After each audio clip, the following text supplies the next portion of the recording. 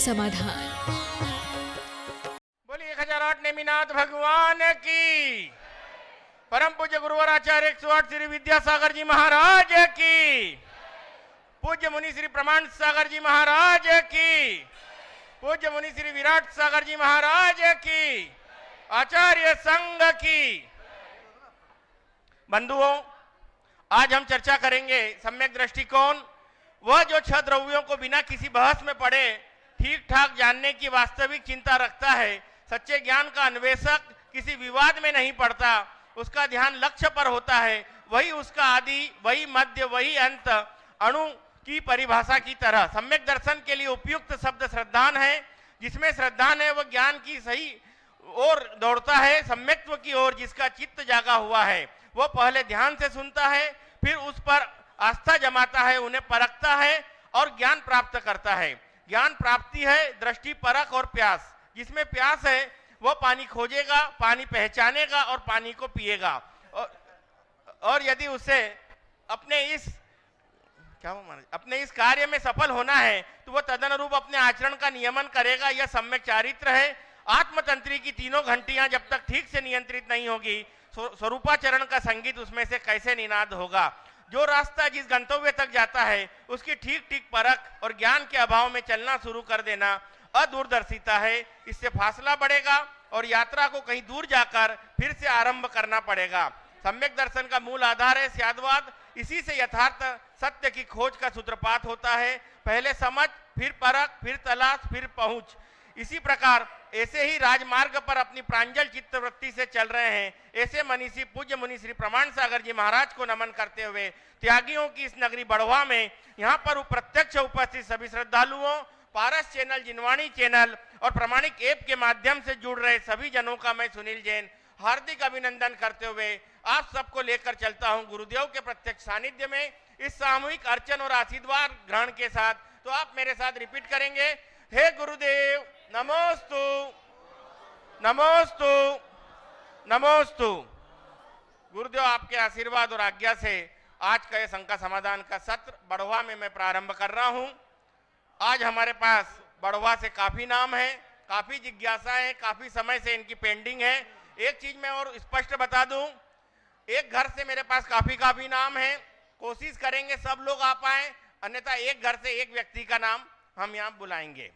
सर्वप्रथम आमंत्रित कर रहा हूं मैं कमलेश कुमार जैन बड़वा से। कमलेश कुमार जैन, और इसके बाद तैयार रहे श्रीमती कीर्ति जैन बड़वा। जिनका नाम आ रहा है वो अपने स्थान पर खड़े हो जाएं। श्रीमती कीर्ति जैन बड़वा, जिसका नाम आ रहा है वो अपने स्थान पर खड़े हो जाएं। और श्रीमती अभिलाषा जैन बड़वा। नमोस्तु महाराज जी, नमोस्तु महाराज जी, नमोस्तु महाराज जी। कई लोग बहुत धर्म करते हैं पर मन में बहुत कसाय पालते हैं। उन लोगों को पुण्य किस तरह का मिलेगा, उनका क्या होगा? देखिए, धर्म करना अच्छी बात है, कसाय करना बुरी बात है। तो जो धर्म करते हैं, जितनी देर धर्म करते हैं उतना तो उनको पुण्य मिलता है, पर कसाय करते हैं तो उतना ही पाप मिलता है। उनकी स्थिति हाथी की तरह होती है, तालाब में नहाता है और बाहर आके धूल चढ़ा लेता है, तो उनका जीवन गंदा ही रहेगा। हमें चाहिए कि जितना हम धर्म करें उसी अनुरूप अपना आचरण भी रखें, अपना व्यवहार भी रखें, तभी हम जीवन में सुपरिणाम प्राप्त कर सकें। श्रीमती अभिलाषा जैन बड़वा, और तैयार रहे श्रीमान राजेश जी, सीमा जी, भाई जी, सागर। श्रीमान वो सागर वाले उपस्थित है ना? हाँ बोलिए। बोलिए महाराज जी। एक साथ खड़े हो जाओ, दोनों एक साथ खड़े हो जाएं। बोलिए जल्दी जल्दी से। श्रीमान प्रकाश चंद जी जैन साटकुट वाले, तैयार रहे। इसके बाद नमस्ते महाराज जी। महाराज जी, ये नो कर्म क्या होता है, साथ ही ये नो कर्म आहार, नो कर्म शरीर और नो कर्म वर्गणा, इनमें क्या अंतर है? नो कर्म क्या होता है? नो कर्म शरीर, नो कर्म वर्गना, और क्या बोला आपने? नो कर्म आहार। देखिए, नो कर्म शब्द हमारा एक विशिष्ट पारिभाषिक शब्द है। ओम। नो कर्म शब्द हमारा एक विशिष्ट पारिभाषिक शब्द है और उसका अर्थ है जो हमारे कर्म के उदय में सहायक बने, उसको बोलते नो कर्म। नो कर्म यानी बाहरी निमित्त, एक अर्थ तो नो कर्म का ये है। नोकर्म का दूसरा अर्थ है जो हमारे शरीर, इंद्रिय, मन आदि के योग्य परमाणुओं का समूह है, उनको बोलते हैं नोकर्म वर्गना। जो हम नोकर्म वर्गनाओं को ग्रहण करते हैं उसका नाम है नोकर्म आहार। समझ गए? तो नोकर्म, नोकर्म वर्गना, नोकर्म आहार। और शरीर जो है इसे भी हम नोकर्म कहते हैं। ये जो हमारा स्थूल शरीर इसे नोकर्म कहते हैं। चलिए दो में एक को चलो पूछिए। प्रकाश चलो पूछिए। जल्दी पूछिए। महाराज जी, सकल मकरोनिया समाज सागर की तरफ से सादर नमोस्तु नमोस्तु नमोस्ती। महाराज जी, जीवन बहुत छोटा है, आकांक्षाएं बहुत अनंत हैं। इस भौतिकवादी युग में आकांक्षाओं को कैसे सीमित करें और अपने जीवन को सरल, सुखद और समृद्ध बनाएं? आकांक्षाओं की निस्सारता को समझे। अतीत की जितनी भी हमारी आकांक्षाएं हैं और उनके चक्रव्यूह में फंसकर हमने जो भोगा है उन अनुभवों को याद करें। यदि मनुष्य अपने अतीत के अनुभवों को याद करके चलेगा तो अपने वर्तमान में बहुत कुछ अंकुश ला सकता है और जीवन को बदल सकता है। आगे श्रीमान प्रकाश संजय जैन साटकुट वाले, और तैयार रहें श्रीमान संजय जी जैन भरूच गुजरात। गुरुवर के चरणों में त्रयवार नमस्तु। गुरुवर, जब हम पूजन करते हैं तो पूजन में अर्घ एवं पुष्पांजलि दोनों चढ़ाते हैं, तो अर्घ एवं पुष्पांजलि में क्या अंतर है? अर्घ चढ़ाना यानी निवेदन पूर्वक अपने इष्ट आराध्य के प्रति द्रव्य समर्पित करना, और पुष्पांजलि का छिपन करना यानी अपनी श्रद्धा की अभिव्यक्ति के प्रतीक में उसे अर्पित करना। पुष्पांजलि अर्पण नहीं है, उसमें स्वाहा नहीं है, ये हृदय की प्रसन्नता की अभिव्यक्ति। श्रीमान संजय जी जैन भरूच, एक बार और सूचना दे दूं, जिसका नाम मैं अग्रिम बोल रहा हूं वो अपना हाथ खड़ा करे या अपने स्थान पर खड़े हो जाए, इससे समय की बचत होगी। संजय जी जैन भरूच, और इसके बाद तैयार है श्रीमती ग्रीष्मा अखिलेश जैन लुधियाना। महाराज जी, बड़े बच्चों को स्पेशली लड़कियों को बाहर पढ़ने के लिए ग्रेजुएशन या पोस्ट ग्रेजुएशन में भेजने के लिए अभिभावकों को क्या ख्याल करना चाहिए? बच्चों को बाहर पढ़ाई करने के लिए भेजने से पूर्व क्या ख्याल करना चाहिए? बच्चों को अपनी जीवन की सीमा का बोध कराना चाहिए। उन्हें गुरुओं के पास ले जा करके कुछ संकल्पों में बांध देना चाहिए, और यदि बच्चे उन संकल्पों में बंध जाए तो उनका जीवन बिल्कुल सलामत रहता है। समझ गए? किसी प्रकार के भटकाव की कोई संभावना शेष नहीं बचती। ग्रीष्मा अखिलेश जैन लुधियाना, और तैयार रहे श्रीमती विजया जी पारख बड़वा। नमोस्तु गुरुदेव। गुरुदेव, मेरी शंका ये है कि यहाँ आज के आधुनिक दौर में जब हर कोई नौकरी, जॉब और इसके चक्कर में बाहर काम में हम रहते हैं तो वहाँ पे हमें अपने नियमों को पालने में कई कठिनाइयों का सामना करना पड़ता है, जिसके कारण हम कई बार मजाक के पात्र भी बनते हैं। पंजाब जैसे शहर में नियमों को पालना बहुत ही मुश्किल होता है। उसमें तर्क वितर्क विवाद इतने होते हैं कि हमें कई बार ये होता है कि हम किस तरह से उन्हें बताएं कि हमारे नियमों की वो इज्जत करें, उसका मजाक ना बनाएं। वो लोग हमें बोलते हैं आप पढ़े लिखे हो, अनपढ़ों की तरह आप छुआछात मान रहे हो, आप रात को नहीं खा रहे हो, आपके बच्चे वेज, जो नॉन वेज जिनके घरों में बनता है उनके घरों से मेरे बच्चे वेज खाना भी नहीं खाते हैं, टिफिन शेयर नहीं करते हैं, जिसके कारण हमें बहुत परेशानी वहाँ उठानी पड़ती है। तो हम ऐसा क्या करें? आप पंजाब में हो, और पंजाबी एक सरदार जी से जुड़ी घटना आपको सुनाता हूँ। शायद इस उदाहरण के बाद आपको जवाब देना भी आएगा और आप अपने नियमों को लेकर के जो विचलित हो रही हैं वो नहीं हो। मेरे संपर्क में एक डॉक्टर थे, वो लायंस क्लब के बड़े सक्रिय पोस्ट पर थे। लायंस वगैरह में जब भी मीटिंग होती वो जाते, मीटिंगें रात में होती, और वे रात्रि भोजन के त्यागी थे। एक बार जब कभी भी उनसे रात में भोजन की बात की जाती थी वो बड़े दृढ़ता से कहते मैं जैन हूँ, मैं रात में नहीं खाता। एक बार एक पार्टी में वो गए और एक सरदार जी को मजाक सूझी, क्या जैन साहब आप भी कहाँ जाते हो, 16वीं शताब्दी 12वीं शताब्दी में लाइट नहीं रहे होंगे तो लोग रात में नहीं खाते थे, अब तो बड़ा बड़ा हेलोजन जल गया है, अब रात में खाने में क्या दिक्कत? 12वीं शताब्दी में लाइट नहीं रही होगी इसलिए लोग रात में नहीं खाते थे, अब तो बड़ा बड़ा हेलोजन लग गया, अब रात में खाने में क्या दिक्कत? डॉक्टर साहब ने पलट कर कहा, ठीक कहते हो सरदार जी, 16वीं शताब्दी में नहीं रहे होंगे सैलून, अब तो बड़े बड़े सैलून खुल गए, आप अपनी दाढ़ी क्यों नहीं कटवा लेते? सरदार जी अपना सा मुंह लेकर रह गए। ऐसे लोगों को बताना चाहिए कि हमारी परंपराएं, हमारी रीतियां, हमारी धार्मिक नियम हमारा वैयक्तिक चुनाव है, इसमें किसी को इंटरफेयर करने का अधिकार नहीं है। हम पढ़े लिखे हैं, इसलिए हम अपने नियमों को और दृढ़ता से पाल रहे हैं, और उतनी दृढ़ता मुझे अपने अंदर रखनी है। फिर रहा सवाल वैज्ञानिकता का, तो उनसे बोलो हम पढ़े लिखे इसलिए रात में नहीं खाते, तुम पढ़े लिखे बेवकूफ़ है इसलिए रात में खाते हो। जब ये विज्ञान भी पूरी तरह प्रूव कर चुका है कि रात्रि में सूर्य प्रकाश के अभाव में सूक्ष्म जीवों की उत्पत्ति होती है, सूरज के किरणों में जो अल्ट्रावायलेट रेज होती है, इंफ्रारेड रेज होती है, उन अदृश्य किरणों के कारण सूक्ष्म जीवों की उत्पत्ति नहीं होती। रात्रि होते ही उनकी उत्पत्ति हो जाती है और उनका हमारे भोजन में सम्मिलित होने की पूर्ण संभावना रहती है, इसलिए हम उसको त्यागते हैं। दूसरा, ये साइंटिफिक है। हम भोजन करते हैं तो हमारे शरीर को कुछ मशीन रेस्ट करने के लिए मशीन को आराम देना चाहिए। हम रात में सोते हैं, पूरा शरीर रेस्ट में रहता है, और भोजन कर लेते हैं तो पेट को रेस्ट कहाँ मिलता है, उसको भी तो आराम देना जरूरी है।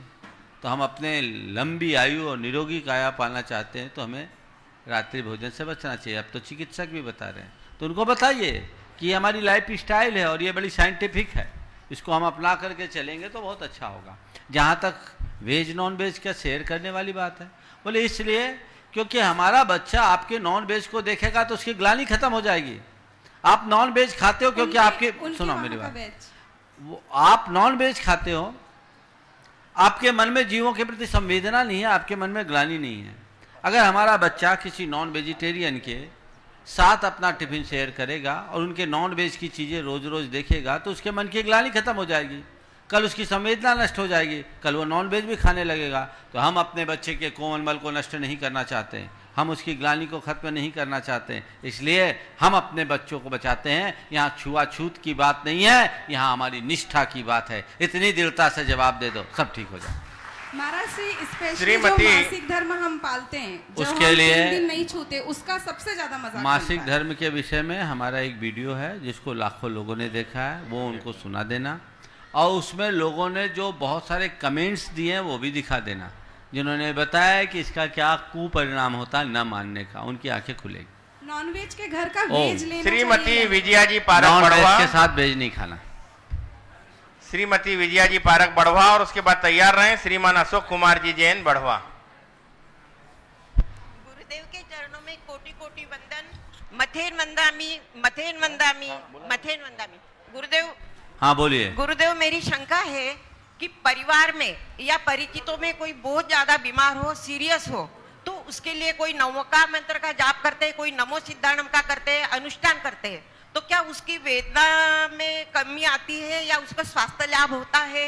देखिए, अगर आप प्रगाढ़ भाव के साथ पूर्ण एकाग्रता मन योग से मंत्रानुष्ठान, प्रार्थना, पूजा करते हैं तो बहुत कुछ संभव है कि उसका असर उस पर पड़े।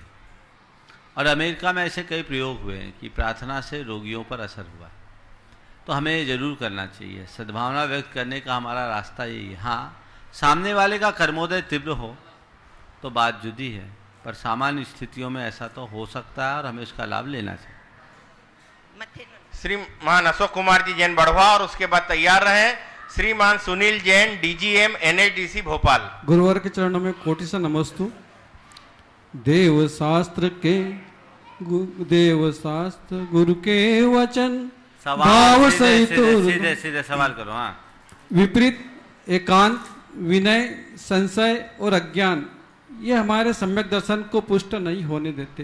हाँ। तो गृहस्थ जीवन में हमारे सम्यक दर्शन को किस प्रकार पुष्ट करें? देखिए, सम्यक दर्शन को पुष्ट करने का एक ही उपाय है कि हम गहित मिथ्यात्व के पोषक तत्वों से अपने आप को बचाएं और हर पल सम्यक दर्शन की भावना भरें। आगे श्रीमान सुनील जी जैन डीजीएम एनएचडीसी भोपाल, और उसके बाद तैयार रहे श्रीमान आशीष जी जैन डीजीएम एनएचडीसी सिद्धवरकुट। नमोस्तु गुरुदेव, नमोस्तु नमोस्तु। मेरी शंका, अभी जो आप कल तक विराजमान थे, ओंकारेश्वर डैम के पहले इंदिरा सागर डैम बना हुआ है और मैं वहाँ शुरू से उस डैम से जुड़ा था और उसका कंस्ट्रक्शन कंप्लीट हुआ करीब 2012 में। तो उसको लेके एक शंका है कि दोनों डैम जो कंप्लीट हुए तो उसका एक पार्ट तो ये है कि बहुत हरियाली मिली, बहुत पानी मिला, काफ़ी बिजली मिली, जो इलेक्ट्रिसिटी जो मिली है उससे पूरे प्रदेश को रोशन कर पा रहे हैं। लेकिन उसका जो ग्रे एरिया है, जो दूसरा पार्ट है, वो कई लोगों को जो डिस्प्लेस किया, कई लोग जो परेशान हुए और कई जो उसमें हरियाली जो डूब में आई, तो दोनों को लेकर शंका ये है कि चूंकि हम भी उसके पार्ट थे, मैं हूँ, आशीष है, हम लोग उसके पार्ट थे, तो क्या हम पाप के भागीदार हैं या हम लोगों ने पुण्य किया? 100%। बात को थोड़ा गंभीरता से सुनिए। ये सरकार की नीति थी, आपने उसे क्रियान्वित किया, राष्ट्र की आवश्यकता भी थी। अगर हम राष्ट्र की ज़रूरतों को देख करके बात करते हैं तो एक आवश्यक कदम था, किया, लेकिन इसकी ओट में होने वाली हिंसा से आप नहीं बच सकते। महाहिंसा हुई, कितने प्रकार के प्राणियों का विघात हुआ, सारा जंगल उजड़ गया, लोगों को आपने विस्थापित किया, जीव हिंसा तो हुई है। और आज भी जो आप सैलरी पा रहे हैं, उसी जीव हिंसा के मूल्य पर पा रहे हैं। लोग सोचते हैं हम तो सरकारी नौकरी कर रहे हैं, हमें क्या करना, ईमानदारी से काम कर रहे हैं। ईमानदारी से काम करना अलग है, निष्पाप होकर काम करना अलग बात। और यही समझ मनुष्य को रखनी चाहिए कि धन के अर्जन में पापोपार्जन होता ही है, चाहे वो किसी भी क्षेत्र में क्यों ना हो। और वो पाप हमसे जुड़ता है, हमें उस पाप को साफ करना चाहिए। इसलिए प्रत्येक व्यक्ति को एक ही उपाय है, अपने द्वारा अर्जित धन का सदुपयोग करे, संग्रह को अनुग्रह के लिए लगाए, जिससे उन पापों से बच सकते हो। आप ये सोचे कि मैंने ये किया है, कोई पुण्य का कार्य किया है, नहीं, ये जीवन के निर्वाह के लिए आपने काम किया, लोग जीवन के लिए उपयोगी हुआ, अनेक लोगों को रोजी रोजगार मिला, ये एक अलग चीज़ें हैं, पर ये सब चीज़ें निर्वाह के साधन हैं जो अंततः हमारे लिए है तो पाप के कारण। तो पाप अलग है और लौकिक कर्तव्य अलग है। आप कह सकते हो कि महाराज इस तरह की पाप की व्याख्या करेंगे तो देश का विकास कैसे होगा, है ना? सभी प्रोजेक्ट में ऐसा होता है। बिल्कुल, आप बिल्कुल सही सवाल कर रहे हैं कि देश का विकास कैसे होगा। ध्यान रखना, ये देश का जो भी विकास है भौतिक विकास है, भौतिक विकास बिना पाप के होता ही नहीं।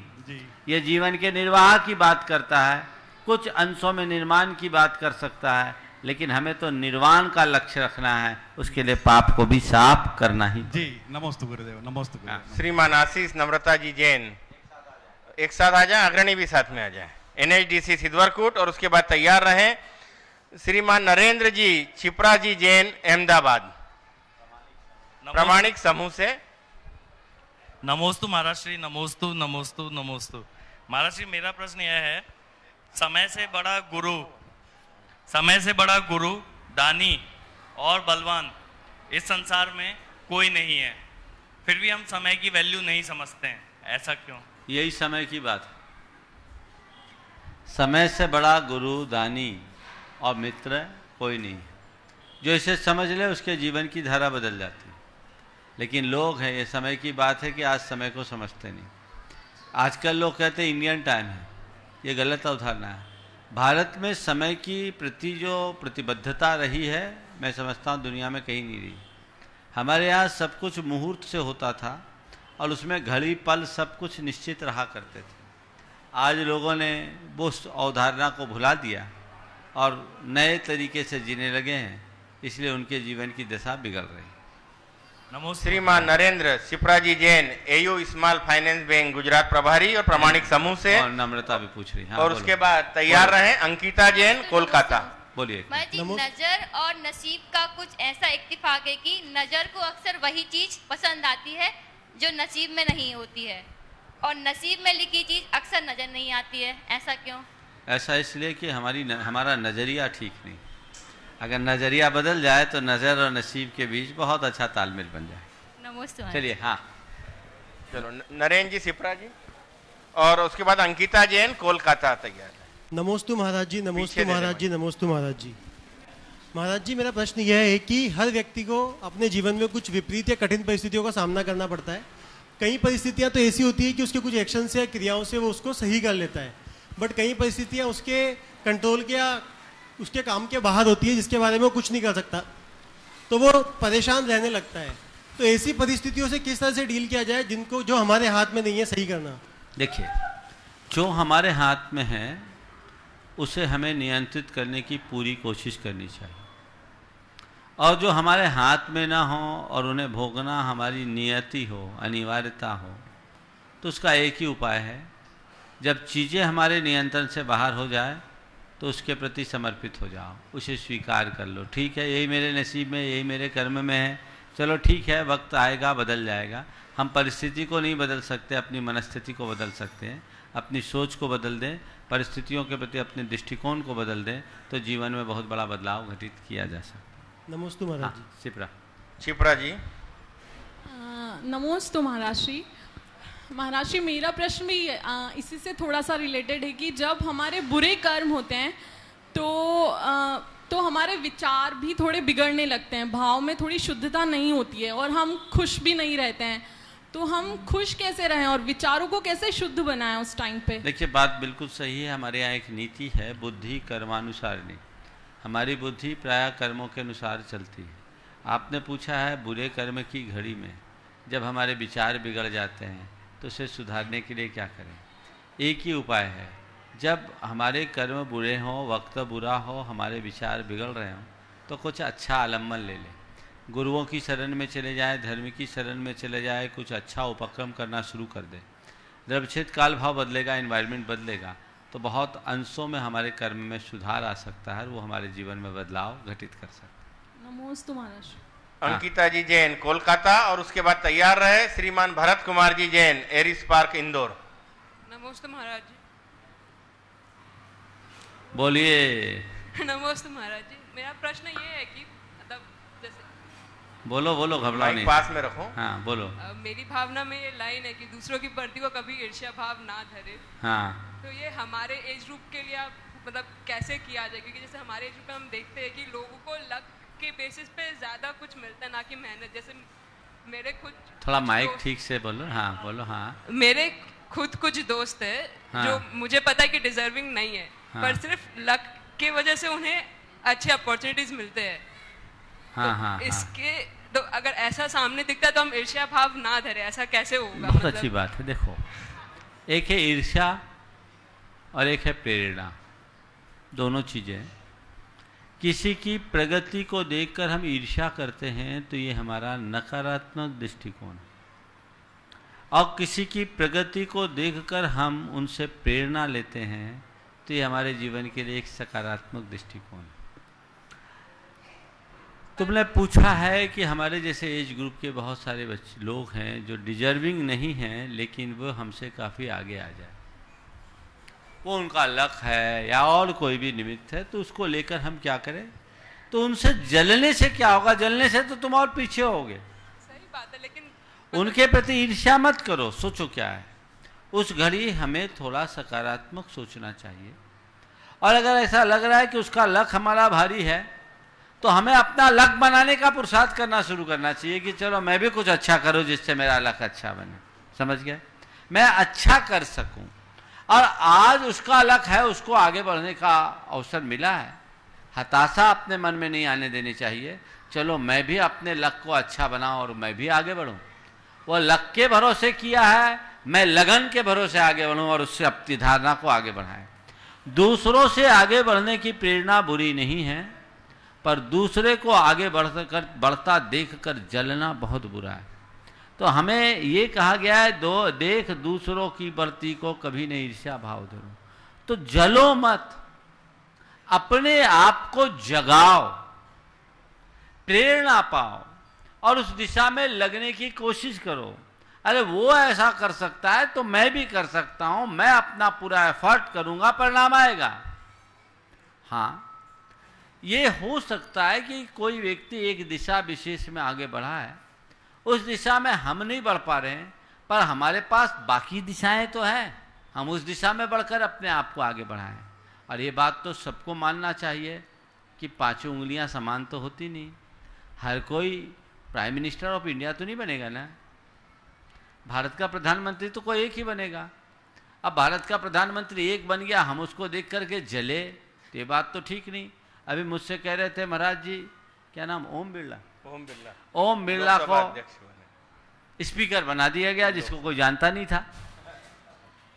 अब जो लोग आस लगाए बैठे होंगे कि हम 6 बार 7 बार से लगातार सांसद बने बैठे हैं, सीनियर मोस्ट हैं, हमको चांस मिलेगा, अब वो जले कुढ़े, तो ये तो उचित नहीं है ना।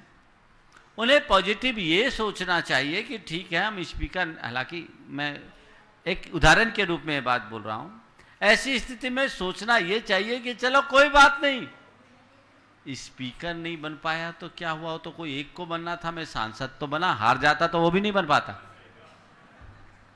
समझ गए? मैंने क्या खोया ये मत देखो, मैंने क्या पाया ये देखो। उसने अपने लक के बदौलत हमें बहुत पीछे छोड़ दिया। ये सोचने की जगह अरे मैं हीन भाग होकर के भी इतना पा गया, ये क्या कम है, मैं तो इसके लायक भी नहीं था, ये भी तो सोचा जा सकता है ना। अगर हमने अपनी सोच को थोड़ी सकारात्मक बना ली तो ये सारी दुविधा खत्म हो जाती। जलो मगर दीपक की तरह।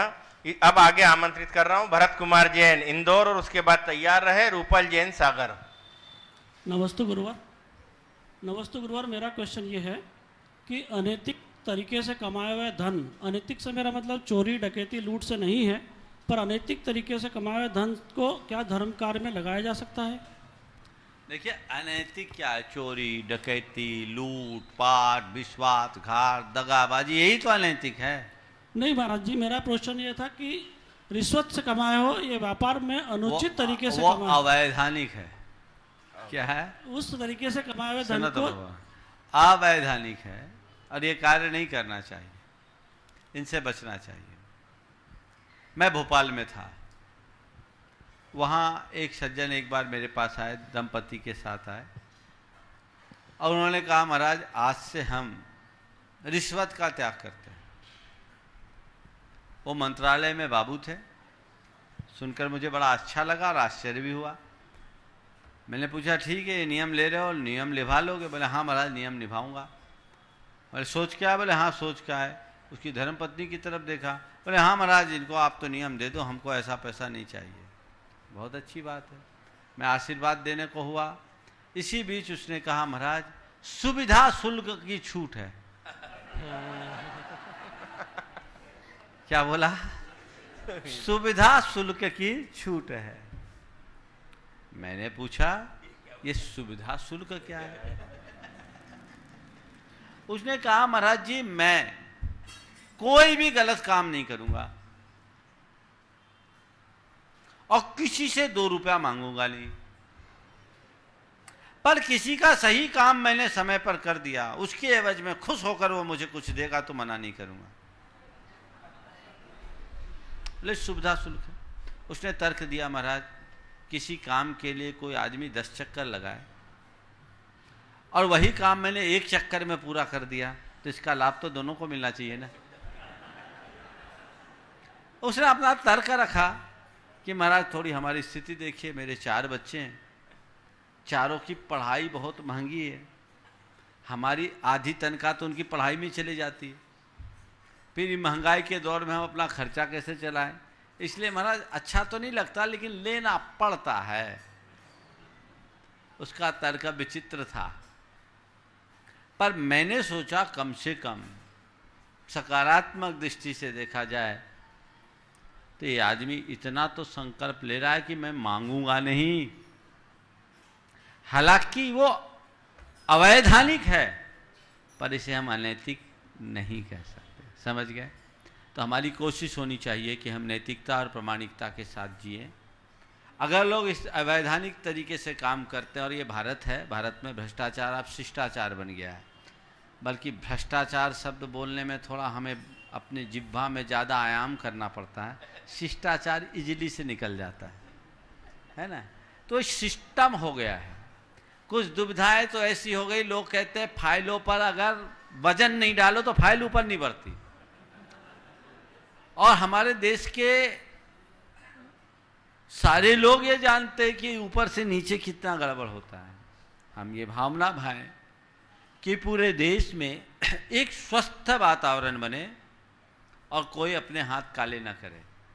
आपने कहा रिश्वत लेने वाला अपना धन धर्म में लगाता है। मैं पूछता हूं, रिश्वत देने वाला अगर धर्म में लगाए तो?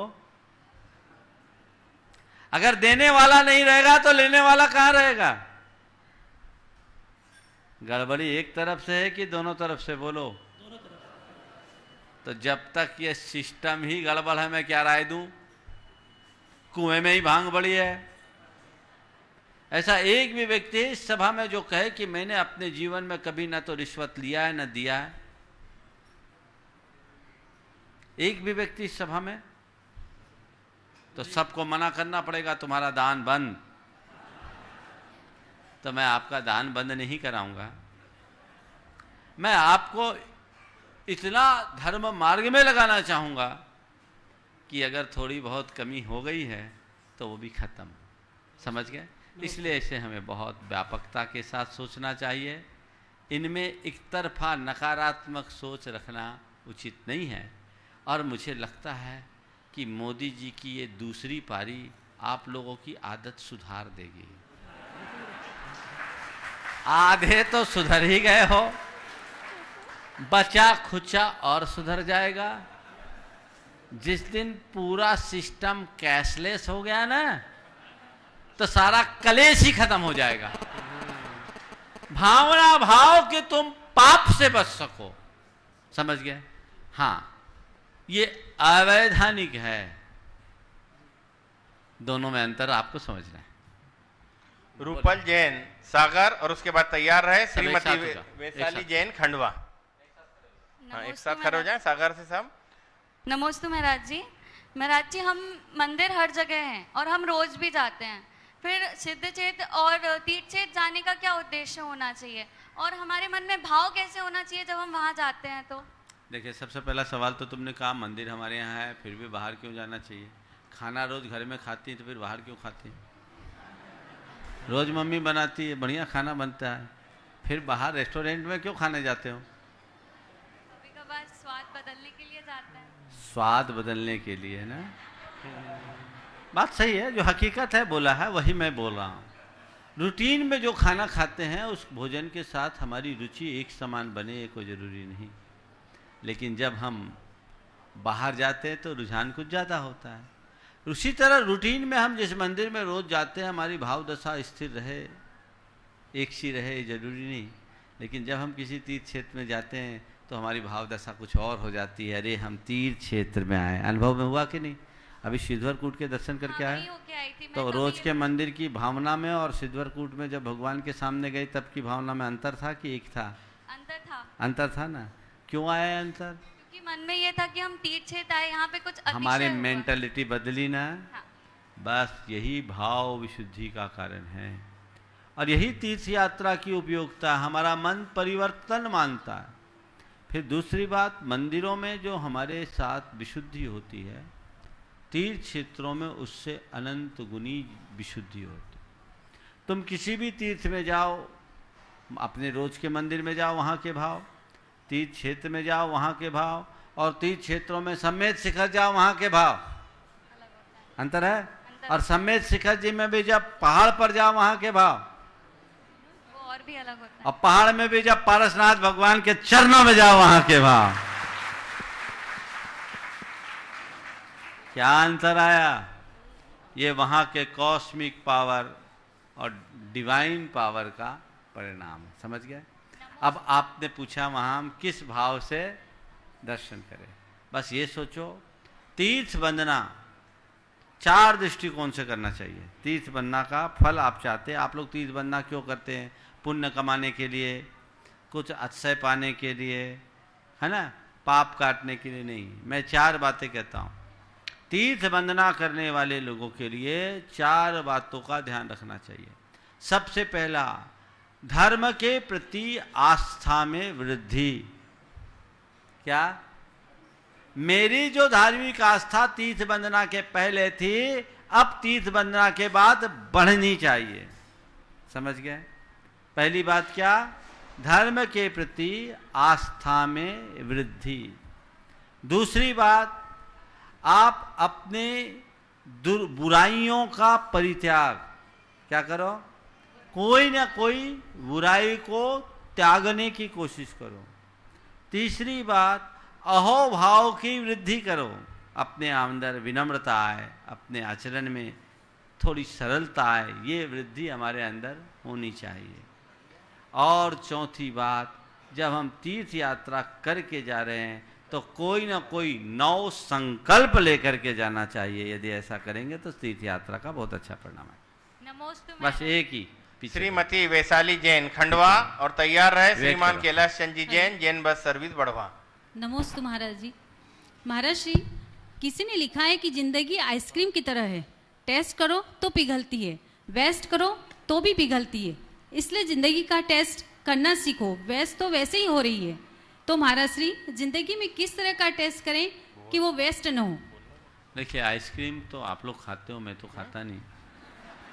आइसक्रीम का मज़ा कब है? जब उसको धीरे धीरे चूसो और आनंद लो, है ना, तभी ना मज़ा आता है। तो बस आपने पूछा है ज़िंदगी आइसक्रीम की तरह है, तो उसका हम मज़ा कैसे ले? जीवन के हर पल का रस लो ठीक आइसक्रीम की तरह, क्योंकि मैंने इसे छुआ तो पिघल गया। हर पल जिंदा दिली के साथ जीना ही जिंदगी का सबसे अच्छा रस है। श्रीमान कैलाश चंद जी जैन, जैन बस सर्विस बढ़वा और उसके बाद तैयार रहे प्रेसिस जैन बढ़वा। महाराष्ट्र के चरणों में जैन बस सर्विस बढ़वा की ओर से त्रिकाल नमोस्तु नमोस्तु नमोस्तु। महाराज श्री मेरी एक जिज्ञासा है।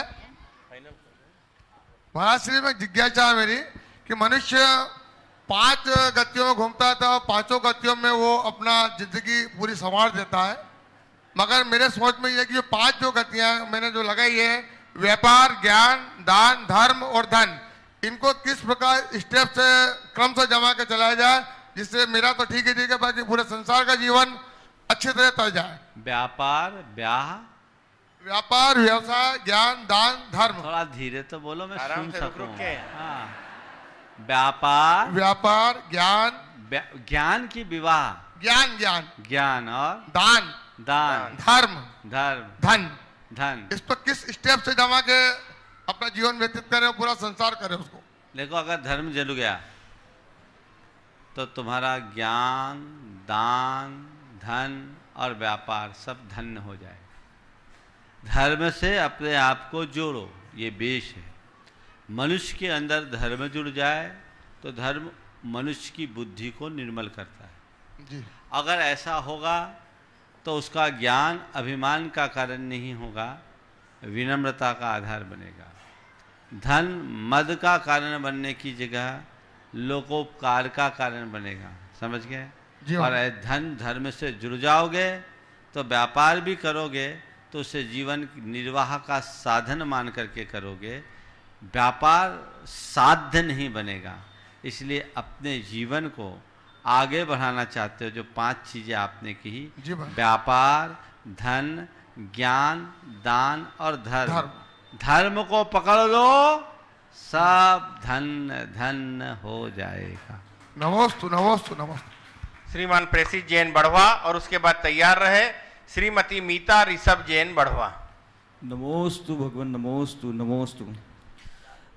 मुनिवर, मेरा प्रश्न यह है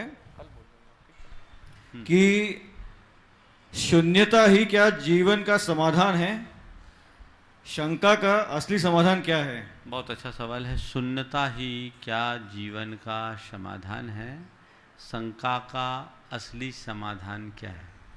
देखिए, शंका का समाधान होना और शंकाएं समाप्त हो जाना, दोनों में अंतर है।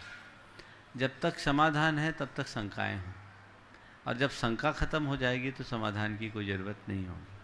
हमें शंका खत्म करना चाहिए। आपने पूछा है शून्यता ही क्या जीवन की परिपूर्णता है? हाँ, अगर हमने अपने अंदर से सब कुछ खाली कर लिया तो ये खालीपन ही हमारे जीवन का मूल होगा, जहाँ ना कोई संकल्प होगा ना विकल्प, जहाँ कोई इष्ट होगा ना अनिष्ट। श्रीमती मीता ऋषभ जैन बढ़वा और तैयार रहें श्रीमान कमल जैन संगीतकार बढ़वा। महाराज श्री के चरणों में मेरे और मेरे परिवार द्वारा 3 बार नमोस्तु नमोस्तु नमोस्तु। महाराज श्री, मेरी शंका यह है, यदि मनुष्य बहुत पुरुषार्थ करता है, मेहनत करता है, पुण्य भी करता है, तभी भी उसको फल नहीं मिल पाता, तो इसमें दोषी कौन होगा? उसका भाग्य होगा या वो खुद होगा? और इस परिस्थिति में उसको अपने विचार कैसे बनाए रखना चाहिए? देखिए, सब पूरी मेहनत करने के बाद भी परिणाम नहीं आता, उसके पीछे कई कारण हैं।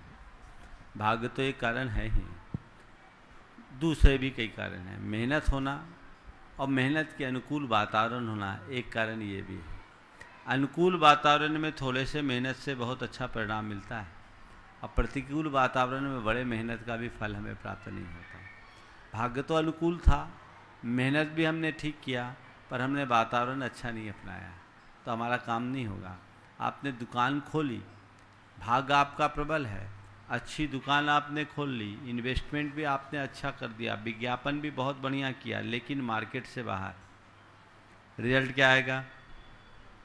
अब इसमें आपके भाग्य का खोटापन उसमें कारण है, या आपके द्वारा लिया गया निर्णय? वही दुकान अगर आप मेन मार्केट में खोलोगे तो आपके वारे न्यारे होंगे, और वही दुकान आउटर में किसी गली में जाके खोलोगे तो कुछ और होगा। मेन मार्केट में 10 गुना किराया देने के बाद भी आप अच्छा लाभ कमा सकते हो, और आउटसाइड में आप कितना भी कमा लो आपको कोई लाभ नहीं मिलता। तो इसके पीछे केवल भाग्य कारण नहीं है और केवल मेहनत भी कारण नहीं है, इसके साथ साथ हमें वैसा वातावरण भी चाहिए। इसलिए जब कभी ऐसा हो तो हमें अपने अनुकूल वातावरण को खोजना चाहिए। अब आपके सवाल का दूसरा पहलू है कि ऐसी स्थिति में जब मन हताश होने लगे तो क्या करें? मन को समझाएं, समीक्षा करें, और ये सोचे सबसे पहली बात कि एक बार विफल होने का मतलब ये नहीं कि मैं बार बार विफल हूँ। अनेक बार विफल होने के बाद ही व्यक्ति सफल होता है। 100 बार चींटी गिरती है तो 101वीं बार वो चढ़ जाती है। मैं एक बार विफल हो गया, लेकिन इसका मतलब ये नहीं कि हमेशा विफल होऊंगा, अगली बार सफल हो जाऊंगा। मुझे फिर से प्रयास करना है, फिर से आगे बढ़ना है। अगर ऐसी सोच लेकर के आप चलेंगे तो आपके अंदर नई प्रेरणा और नया संकल्प जगेगा, जो आपको आपके जीवन की बेहतरी के लिए बहुत अच्छा कारण बनेगा। नमस्ते। कमल जैन संगीतकार बढ़वा, और तैयार रहें कमलेश जी जैन बाबूजी बढ़वा। बोलिए, बोलो। हेलो गुरुवर, नमोस्तु नमोस्तु नमोस्तु। गुरुवर, मेरी शंका है, समय, सत्ता, संपत्ति और शरीर चाहे साथ दे या ना दे, लेकिन स्वभाव, समझदारी और सच्चे संबंध हमेशा साथ देते हैं। तो गुरुदेव, आज के परिवेश में स्वभाव और समझदारी तो कुछ हद तक समझ में आते हैं, लेकिन सच्चे संबंध बनाना कठिन है।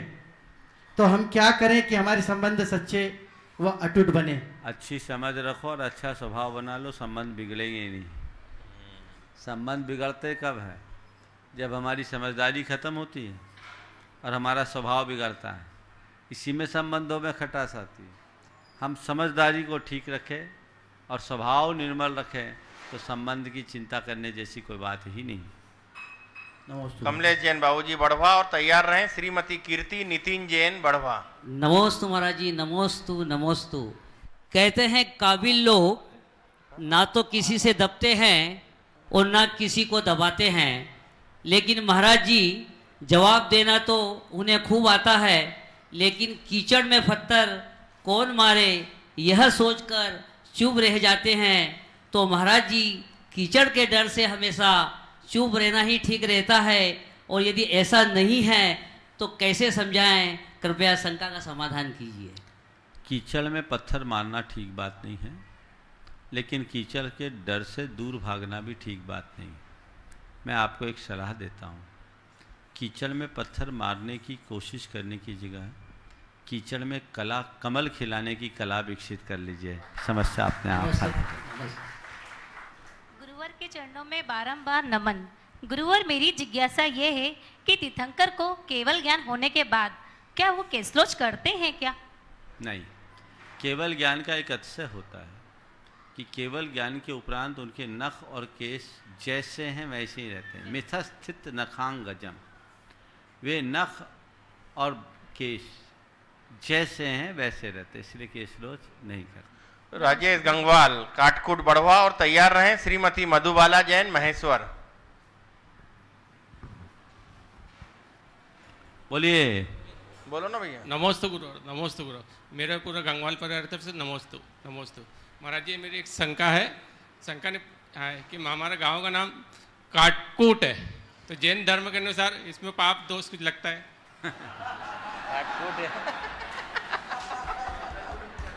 अरे भैया ऐसा है, सुनो, बहुत अच्छा सवाल। हंसने की बात नहीं है,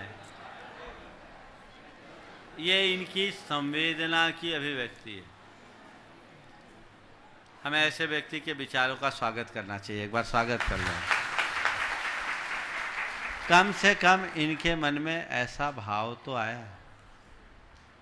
देखिए, काटने और कूटने की बात में तो शब्द की दृष्टि से हिंसा है। अब नाम है गांव का काटकूट, तो इसका दो रास्ता है। बहुत सारे शहरों के और गांवों के नाम परिवर्तन हुआ है। कुछ जुगाड़ लगाओ कि जड़ ही खत्म हो जाए, और नहीं है तो फिर इसको अपने शब्दों में परिवर्तित करके कोड वर्ड में भी काम कर सकते हो। समझ गए? उसको ठीक कर देना, और अंग्रेजी में तो और उल्टा हो जाएगा। समझ गए ना? तो इसको व्यवहार चलाने के लिए है, उपाय तो नहीं है। आप अगर किसी से बोलेंगे और नाम बदल करके बोलेंगे तो काम तो नहीं चलता। जी जी, व्यवस्था बदलने की कोशिश करनी चाहिए। नमोस्तु। श्रीमती मधुबाला जैन महेश्वर, और तैयार रहे श्रीमती मीना जैन मंडलेश्वर।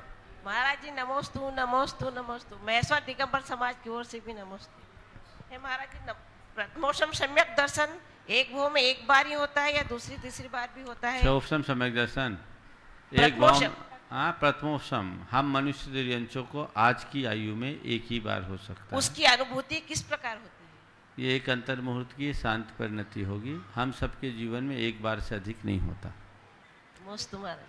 श्रीमती मीना जैन मंडलेश्वर, और तैयार रहे श्रीमन रवीन जैन गुड्डू बढ़वा। नमोस्तु गुरुवर। मेरी शंका है कि एक भजन में कुछ पंक्तियाँ आती हैं कि 3 दिना तेरी तिरिया रोवे, 6 महीना तेरा भाई, और जन्म जन्म तेरी माता रोवे, कर गई आस पराई। तो इसमें ये समय क्यों बांधा? ये क्या सत्य है? ये एक सांकेतिक बात है कि तुम जिनके पीछे रो रहे हो, परेशान हो रहे हो, सब कुछ खपा रहे हो, थोड़ा देखो तुम्हारे बाद क्या होगा। तुम्हारे पीछे तुम्हारे घर वाले रोएंगे, लेकिन कब तक? एक दिन सब रूटीन में आ जाएंगे। इसलिए ज़्यादा हाय धाय ना करो। ये एक प्रतीकात्मक बात है। ये जरूरी नहीं कि 3 दिन ही तिरिया रोए। आजकल तो किसी की 3 दिन भी नहीं रोती। मामला उल्टा हो जाता है। ये अंदर अंदर संवेदना की बात है। एक प्रतीक है। 3 दिन की जगह 30 दिन भी हो सकता है, और पूरे जीवन भी एक लंबे समय तक हो सकता है। लेकिन अंततः कितना भी बड़ा दुख हो, कितना भी बड़ा वियोग, मनुष्य को उसे स्वीकारना ही पड़ता है, और उसका जीवन सामान्य हो ही जाता है। इसलिए अपने पीछे वालों की चिंता मत करो, अपने आगे की भविष्य की बात सोचो। रवीन जैन गुड्डू बढ़वा, और तैयार रहे श्रीमती मंजुला तरुण जैन इंदौर। हेलो, नमोस्तु गुरुवर, नमोस्तु गुरुवर, नमोस्तु गुरुवर। महाराज श्री, इत्र, मित्र और चित्र ये किसी की पहचान के मोहताज नहीं है। पहला शब्द क्या बोला? इत्र। इत्र, इत्र, मित्र और चित्र। हाँ, ये किसी की पहचान के मोहताज नहीं है। हाँ। क्या इन तीनों से जीवन में सच्चरित्र का निर्माण हो सकता है? इन तीनों से जीवन में सच्चरित्र का निर्माण हो सकता है। सच्चरित्र का निर्माण हो सकता है। मैं तो कहता हूँ, अगर चरित्र का निर्माण हो गया तो हमारे लिए इत्र और मित्र और चित्र तीनों की जरूरत ही नहीं पड़ेगी। जहाँ चरित्र है, उस चरित्र की खुशबू सर्वत्र फैल रही है। जिसका चरित्र अच्छा है उसके सब कोई मित्र हैं, और जो चरित्र अच्छा रखता है लोग उसका ही चित्र अपने घरों में टांग करके रखते हैं। समझ गए? तो ये हमें अपने चरित्र पर ध्यान देना चाहिए। समझ गए? हम क्या कर रहे हैं, हमें ये देखने की ज़रूरत है। 2 पंक्तियाँ सुना रहा हूँ तुम्हारे प्रश्न के उत्तर में, जो बहुत पुरानी है, बहुत पहले कभी लिखी थी। इस जहाँ की 2 तस्वीर बनी हैं, एक फ्रेम में जड़ी है, दूसरी नंगी पड़ी है। इस जहाँ की 2 तस्वीर बनी हैं, एक फ्रेम में जड़ी है, दूसरी नंगी पड़ी है। हमें देखना है कि मेरा कौन सा चित्र उभर रहा है, और हमारा सब चित्र हमारे चरित्र से ही निर्मित है। नमस्ते गुरु। श्रीमती मंजुला तरुण जैन बढ़वा और तैयार रहे श्रीमती रेखा नरेंद्र कुमार जैन बढ़वा। महाराज जी के चरणों में इंदौर से मंजुला तरुण जैन का त्रय बार नमोस्तु नमोस्तु नमोस्तु। महाराज जी, मेरी शंका यह है कि मैं प्रतिदिन मंदिर जी में 3 पूजन करती हूँ, करीब 1 घंटे का समय लगता है। कई बार विद्वान पंडित आते हैं और वो कहते हैं कि पूजन 1 करो और उतना टाइम स्वाध्याय में लगाओ, परंतु महाराज जी जब मैं स्वाध्याय करने बैठती हूँ तो मेरा मन स्वाध्याय में नहीं लगता है। तो क्या मुझे पूजा नहीं करनी चाहिए महाराज जी, या स्वाध्याय कैसे करें? पूजा मुझे पूजा भी धर्म ध्यान है, स्वाध्याय भी धर्म ध्यान है, जिसमें मन लगे वो करो। भोजन अनेक प्रकार का है, पर कौन सा करते हो? जो रुचता है वो कि जो नहीं रुचता वो? नमोस्तु महाराज जी। जो रुचे सो करो, पर करो। नमोस्तु नमोस्तु नमोस्तु। हे गुरुवर, मेरा यह प्रश्न है कि समोसरण की मुख्य विशेषता क्या होती है? समोसरण की मुख्य विशेषता क्या? मुख्य विशेषता, समोसरण की सबसे बड़ी विशेषता ये होती है कि जहाँ छोटे बड़े सबको एक समान शरण मिले, उसका नाम समोसरण। समझ गए? शरण बराबर पाते जिसमें ऊंच नीच हर प्राणी, उसका नाम है समोसरण। मास्टर ऋषभ जैन बढ़वा और तैयार रहें श्रीमती विजय मायाजी जैन बढ़वा। हाँ बोलो। नमोस्तु महाराज जी। महाराज जी, शांति धारा के समय छिंदी छिंदी भिंदी भिंदी और कुरु कुरु क्यों बोलते हैं? छिंदी छिंदी भिंदी भिंदी एक शांति धारा में लोग जोड़ते हैं। वो छिंद छिंद है और भिंद भिंद है। आपने उसे कर दिया छिंदी छिंदी भिंदी भिंदी। यहाँ पर छिंद यानी छेद दें, भिंद यानी भेद दें।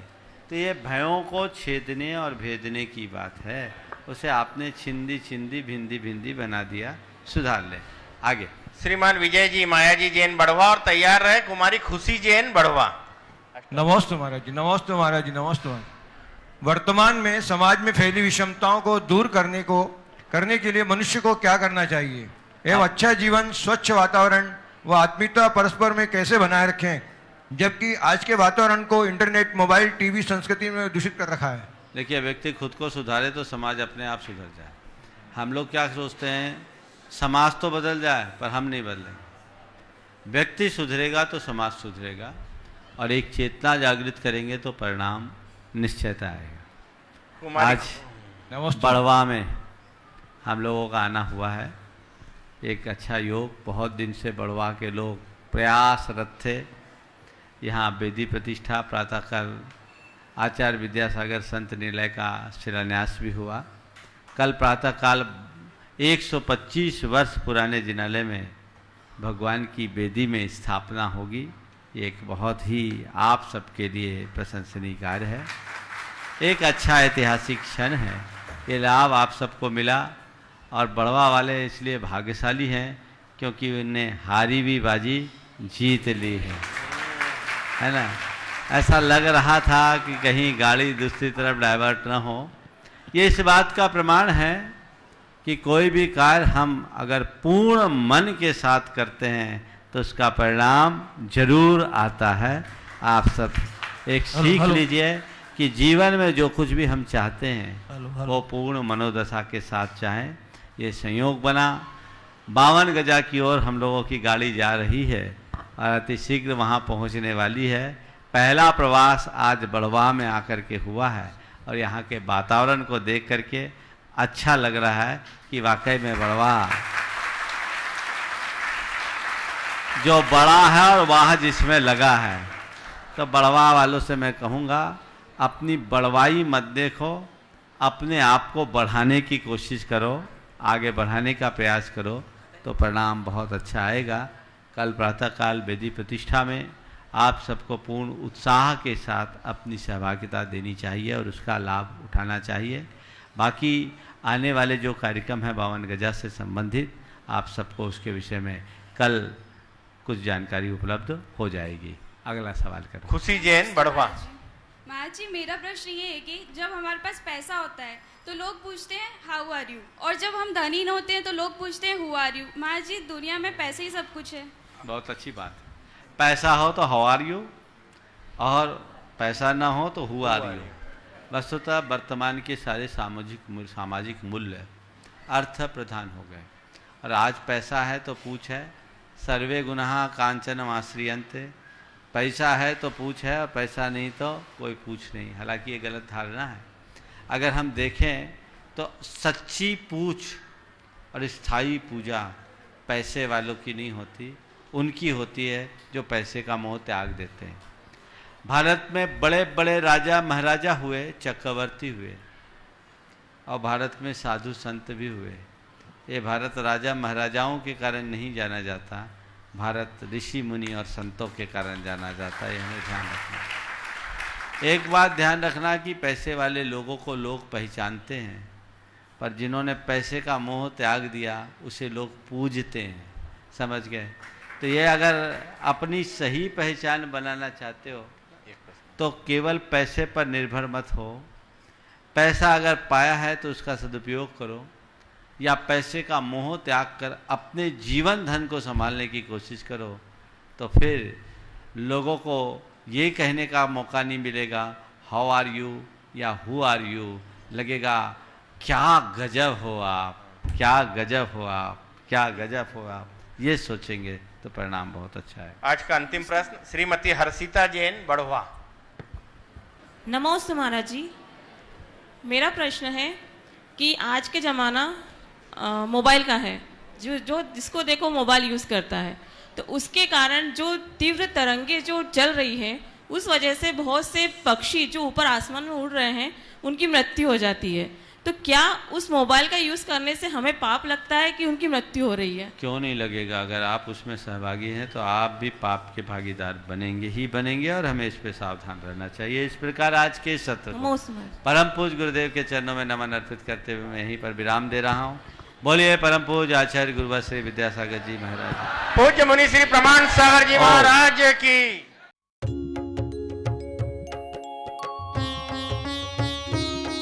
शंका समाधान।